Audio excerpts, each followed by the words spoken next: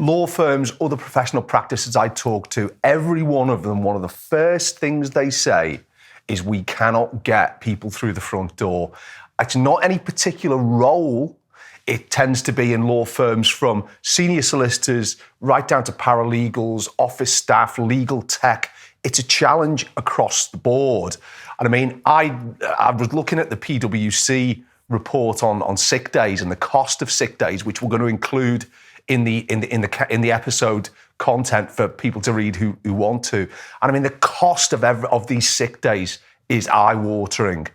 And of course, if we read the PwC report in terms of cost alongside what seems to me in the UK to be a crisis in the NHS, I know some countries do a lot better than we do in terms of providing that health service. But if you put those two things together, on the one hand, record sick days in the UK, and on the other hand, the news this morning is that people are waiting 40 hours for an ambulance. So before they can even get to a hospital, they've got a long wait.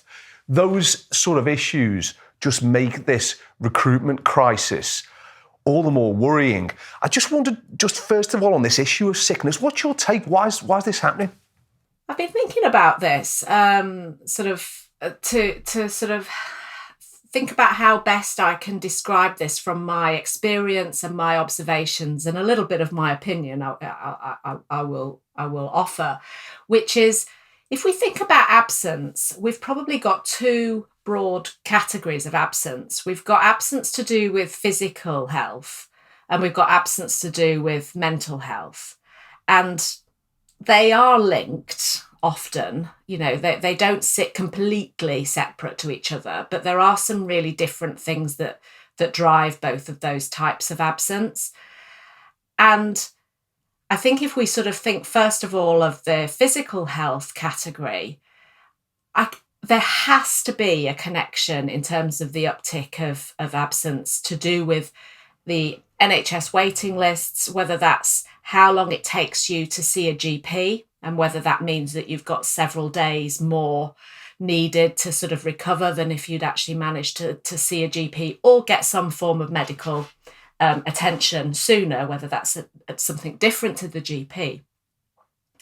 But then there's actually the NHS waiting lists for kind of procedural operations, and obviously COVID had a big impact on that as well. But it isn't a COVID issue. It was long before COVID that we had these growing waiting lists, and it made me think that when I look at, I mentioned that I do a little bit of work around pay and reward for clients. So sometimes I'm looking at the private medical insurance, kind of literally their claims.